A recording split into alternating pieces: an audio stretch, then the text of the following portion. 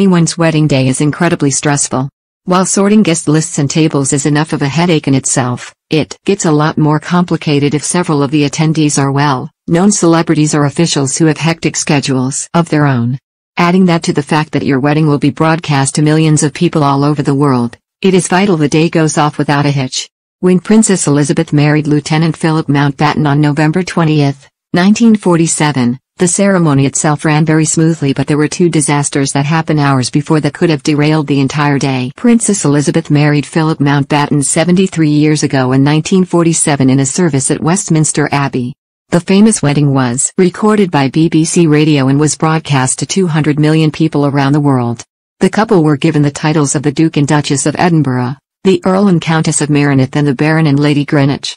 While the day looked as if it had been entirely uncomplicated to onlookers, little did they know that just hours before the ceremony, Princess Elizabeth experienced two nightmarish problems with what she was going to wear. The princess had decided to wear Queen Mary's Russian fringe tiara for her nuptials, but as she was dressing at Buckingham Palace, the tiara snapped. The court jeweler had to be rushed by a police escort to his workroom and made it back just in time. The second disaster came when the princess realized that she had left the pearl earrings that had been gifted to her by her father to wear on the day at St. James's Palace.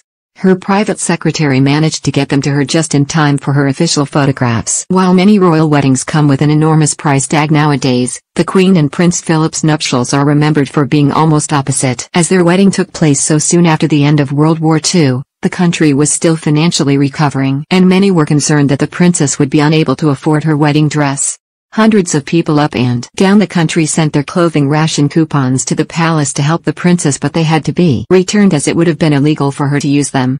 Despite this, the government allowed the princess the use of 200 extra ration coupons to have her dress made by designer Norman Hartnell.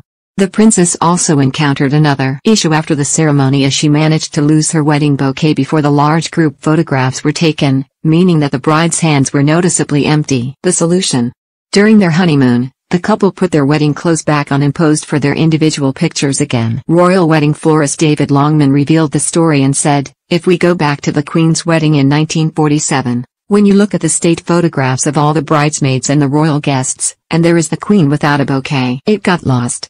So in the middle of their honeymoon they had to get dressed up again in their wedding clothes, and my father had to provide another bouquet for those photos."